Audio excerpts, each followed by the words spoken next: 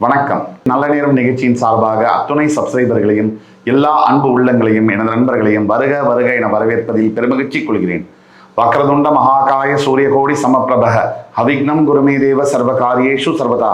தென்னாட்டுடைய சிவனே போற்றி, என் நாட்டவர்க்கும் இறைவா போற்றி. அன்பர்களே நண்பர்களே, இந்த புத்தம் புதிய வீடியோவில் உங்கள் அத்துணை பேரையும் வரவேற்பதில் மிக்க மகிழ்ச்சி கொள்கிறேன். குரு பகவான் அதிசார பயிற்சி பலன்கள் 2025. மிதுன ராசியில் தற்சமயம் இருக்கக்கூடிய குரு பகவான் பெயர்ந்து கடகராசிக்கு அக்டோபர் 18 டிசம்பர் 3 வரைக்கும் இருக்கார். இந்த பயிற்சி பலன்கள் 12 ராசிகளுக்கு எந்த மாதிரியான பலன்களை தரும் அந்த வரிசையில் இன்னைக்கு நம்ம பார்க்க போகிறது கடகராசி. காலபுருஷனுடைய 4ஆம் வீடு என்று சொல்லக்கூடிய கடகராசி மாதா காரகன் சந்திர பகவானுடைய வீடு, அது மாத்ருஸ்தானமும் கூட. இங்கே புனர்பூசம் பூசம் ஆயில்யம் 3 நட்சத்திரம் வரும். இப்போ கடகராசிக்கு குரு பகவான் வரார், அதாவது உங்கள் ராசிக்கே வரப்போறார். அக்டோபர் 18 டிசம்பர் 3 வரைக்கும் 50 நாட்கள் உங்கள் ராசியிலே இருப்பார். கடகராசி குரு பகவான் உச்சம் பெறக்கூடிய வீடு. இந்த வீட்டுக்கு குரு பகவான் வராரு. யாராக இருந்தாலும் எதுவாக இருந்தாலும் குரு பகவானுக்கு 2 விதமான பலன்களை நம்ம பார்க்கணும். எல்லா கிரகங்களுக்குமே பார்க்கணும், குரு பகவானுக்கு முக்கியமாக பார்க்கணும். முழு சுப கிரகமான குரு பகவான் ஆண்டுக்கு ஒரு முறை பயிற்சி அடைகிறார். 12 மாதங்களுக்கு ஒரு குரு பகவான் பயிற்சி ஆவார். இதில் அதிசார பயிற்சி அப்படிங்கிறதே ரொம்ப விசேஷமான பலன்கள். எப்பவும் நடக்கிற நிகழ்வு இல்லை, பல ஆண்டுகளுக்கு ஒரு தடவை தான் அதிசார பயிற்சி பலன்கள் வரும். இந்த அதிசார பயிற்சி பலன்கள் மிக விசேஷமான பலன்களை தரும். அப்போ அதிசாரம் பெற்று குரு பகவான் வரக்கூடிய, அதாவது கடகராசிக்கு ஜென்ம குருவாக மாறுவார். இதில் கலந்த பலன்கள் உண்டு. சில நல்ல பலன்கள், அதிசார குருவாக வருவதனால் மிகப்பெரிய யோகங்கள், ஜென்ம குருவாக இருப்பதனால் சில பிரச்சனைகள் அப்படி வரும். ஆனால் ஜோதிடத்தில் அடிப்படையில் குரு பகவான் இருக்கிற இடத்தை விட குரு பகவான் பார்க்கின்ற வீடுகளுக்கு தான் வலிமை சக்தி அதிகம். அந்த விதத்தில் குரு பகவான் நன்மையே செய்வார் அப்படிங்கிற நம்பிக்கையோட நம்ம கடகராசிக்கு பேச ஆரம்பிக்கணும். கடகம், அதாவது காலபுருஷனுடைய 4ஆம் வீடு, மிகப்பெரிய தலைவர்களையும் பேச்சாற்றல் மிக்கவர்களையும் எதையும் சமாளிக்கக்கூடிய, எல்லோரையும் கவரக்கூடிய, எல்லோரையும் அரவணைக்கக்கூடிய தன்மையுடையவர்கள் இருக்கக்கூடியது கடகராசி. எல்லாரையும் டக்குன்னு ஈர்த்துருவாங்க, அதுதான் கடகம். இந்த கடகராசிக்கு மிகப்பெரிய யோகம் என்னன்னா, தான் நினைச்சதை அவங்களால சாதிக்க முடியும். மிகப்பெரிய பிரச்சனைகள் சவால்கள் வாழ்க்கையில் எத்தனை வந்தாலும், கோடிக்கணக்கில் பிரச்சனைகள் வந்தாலும் அதையும் தாண்டி சமாளித்து வெற்றி கொள்ளக்கூடிய தன்மை கடகத்துக்கு உண்டு. அது சொந்த உறவு பிரச்சனையாக இருக்கட்டும், பணப்பிரச்சனையாக இருக்கட்டும், ஆரோக்கியம் சம்பந்தப்பட்ட பிரச்சனையாக இருக்கட்டும், எதுவாக இருந்தாலும் அத்தனையும் தாண்டி ஜெயிக்கக்கூடிய வல்லமை கடகத்துக்கு உண்டு. எப்படி ஒரு இடத்துல பேசணும், எப்படி நடந்துக்கணும் எல்லாம் கடகத்துக்கு தெரியும். ஒரு பிரச்சனை என்னன்னா, நிறைய சிந்திக்கக்கூடிய விஷயங்கள், நிறைய சிந்தனை. இது ஒரு மிகப்பெரிய பிரச்சனை. ஓவர் திங்க் பண்ணாலே ஒண்ணுமே உருப்படுறது இல்லை. ஓவர் திங்க் பண்ண பண்ண பண்ண பிரச்சனைகள் அதிகமாகும். ஒரு விஷயத்தை எந்த அளவுக்கு யோசிக்கணுமோ அந்த அளவுக்கு யோசிச்சு அது நிறுத்துறது நல்லது. அது நிறுத்தாம ஓவர் திங்க் பண்ண பண்ண மிகப்பெரிய பிரச்சனைகளை நாம சந்திக்கிறோம். ஒட்டுமொத்த வாழ்க்கையில கடகத்துக்கு உள்ள மிகப்பெரிய பிரச்சனைகள் ஒரு பிரச்சனை என்ன அப்படின்னா, ஏதாவது ஒரு விஷயம் எல்லார் வாழ்க்கையிலையும் நல்லதும் நடக்கும் கெட்டதும் நடக்கும். ஆனா கடகத்துக்கு கெட்டது எதுவுமே நடக்கக்கூடாது, அவங்களுக்கு பிடிக்காது. அப்படி ஏதாவது நடந்ததுன்னா வாழ்க்கை முழுக்க அதை மறக்கவே மாட்டாங்க. மறக்கிறது தான் வாழ்க்கை, நினைவில் வச்சுக்கிறது வாழ்க்கை இல்லை. எதை மறக்கணும், எதை நினைவில் வச்சுக்கணும்? அடுத்தவங்க நமக்கு செஞ்ச கெட்டதை நினைவில் வச்சுக்க கூடாது, அடுத்தவங்க நமக்கு செஞ்ச நல்லதை நினைவில் வச்சுக்கணும். இதுதான் வாழ்க்கை. கடகராசி தற்சமயம் அஷ்டம சனியிலேருந்து விடுபட்டு இப்போதான் ஒரு 6 மாதம் ஆயிருக்கு. அப்பாடா அப்படின்னு இருக்கும் போது அதிசார குரு பயிற்சி வந்து அது ஜென்ம குருவாகவும் வருது. அதாவது அதிசார குரு பயிற்சியினுடைய பலன்கள் கடகராசிக்கு எப்படி இருக்கும் அப்படின்னு கேட்டீங்கன்னா 5 பாயிண்ட்ல கிளீனா சொல்லிடலாம். மிகப்பெரிய அளவில் தெளிவு ஏற்படும் மனதில், மிகப்பெரிய அளவில் பண வரவுகள் இருக்கும், மிகப்பெரிய காரியங்கள் நடக்க முடியாத தடை போட்டு தாமதப்படுத்தி வருடங்களா காத்திருக்கக்கூடிய விஷயங்களும் எளிதாக நடக்கும், சும்மா ஈஸியாக நடக்கும். மிகப்பெரிய பாக்கியங்கள் கிடைக்கும், குழந்தை பாக்கியங்கள், செல்வம், செழிப்பு, யோகங்கள் இதெல்லாம் கொட்டி வரும். ஆனால் ஜென்ம குருவாக வரும்போது சில சமயங்களில் சிலருடைய ஜாதகத்தை பொறுத்து இந்த பாக்கியங்களை அனுபவிக்கக்கூடிய யோகம் இருக்கா இல்லையா அவங்களுக்கு, அதை நம்ம தெரிஞ்சுக்கணும். ஒட்டு மொத்தத்தில் வாழ்க்கையில் நல்லதும் இருக்கு கெட்டதும் இருக்கு, இது ரெண்டும் சேர்ந்தது தான் வாழ்க்கை. எங்கெங்கெங்கெல்லாம் நல்லது இருக்கோ அங்கெங்கெல்லாம் கெட்டதும் இருக்கு. இது நீதி, இயற்கையுடைய நீதி.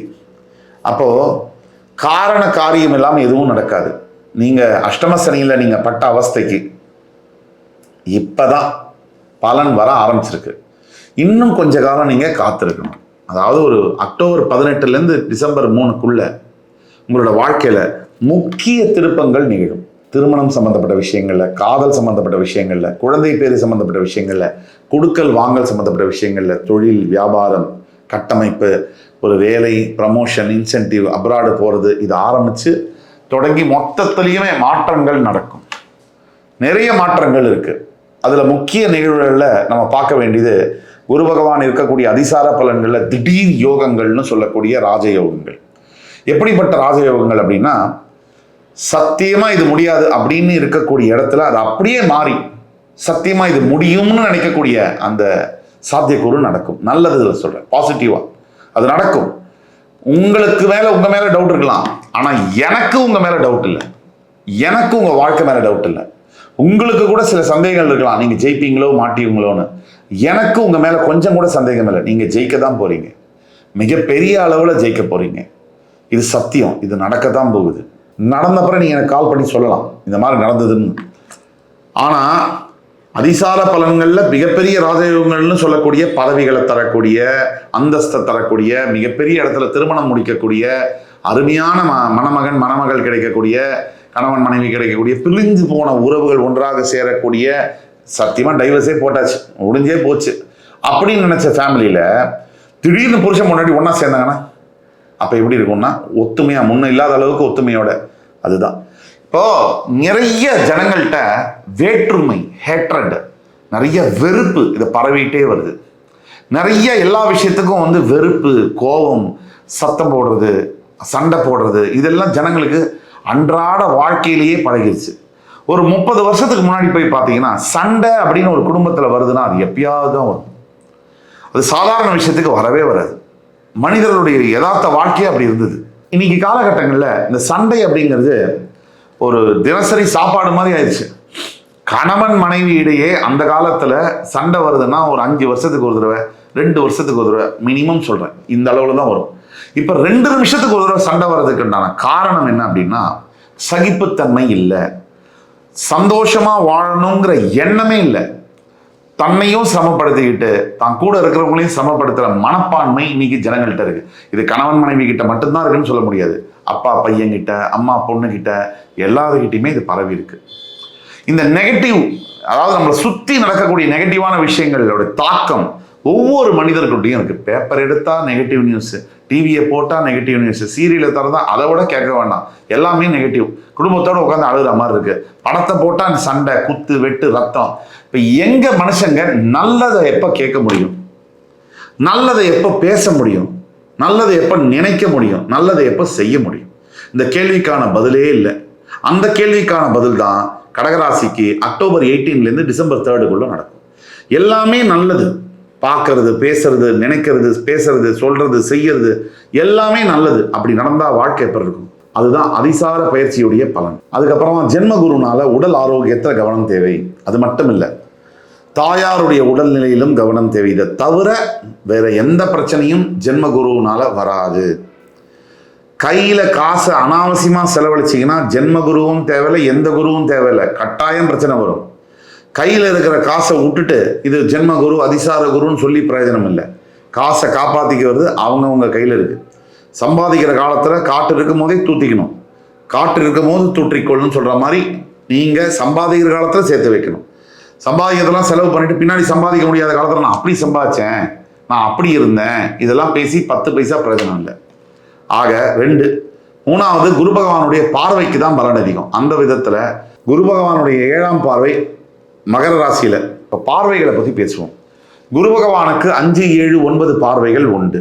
அதுல முதல் 5ஆம் பார்வை விருச்சிக ராசியில விழுது. இந்த 5ஆம் பார்வையினால உங்களோட 5ஆம் வீடு விருச்சிக ராசி மேல பார்வையும், 7ஆம் பார்வையினால மகர ராசி உங்களோட 7ஆம் வீடு அது மேல இருக்கிற பார்வையும், 9ஆம் பார்வையினால உங்களோட 9ஆம் வீடு மீன ராசி மேலேயும் கச்சிதமா விழுது. இந்த 5 பூர்வ புண்ணியஸ்தானம், 7 கலத்திரஸ்தானம், 9 பாக்யஸ்தானம், இதெல்லாம் லக்னத்துக்கு பார்ப்போம் முக்கியமா. ஆனா ராசிக்கும் நம்ம எடுத்துக்கலாம் ஒரு 25-30%. அப்படி எடுத்துக்கும் போது இந்த 5ஆம் பார்வையினால பூர்வ புண்ணியஸ்தானத்து மேல ராசியின் 5ஆம் இடத்துல பார்வை விழும்போது எக்கச்சக்க நன்மைகள் உண்டு. அதுல முதலாவதாக முடியாத காரியங்கள் தடைப்பட்டு போய் தாமதப்பட்டு போய் இது நடக்கவே நடக்காது அப்படிங்கிறது ஒரு கவர்மெண்ட் உத்தியோகம் ஒருத்தர் கிடைக்கணும். 2 வருஷமா பெண்டிங் இருக்கு, டக்குன்னு கிடைக்கும். ஒரு உதாரணத்துக்கு அதே மாதிரி புத்திர பாக்கியம் குரு பார்வை 5ஆம் இடத்துல ராசிக்கு விழும்போது என்னென்னமோ ட்ரீட்மெண்ட் பார்த்துட்டேங்க, எத்தனையோ டாக்டர்கிட்ட போயாச்சு, ஆனால் புத்திர பாக்கியம் இல்லையே. அதுக்கு வழிபிறக்கும். கடவுளுடைய அருள் இல்லாம டாக்டர்லாம் ஒன்றும் பண்ண முடியாது.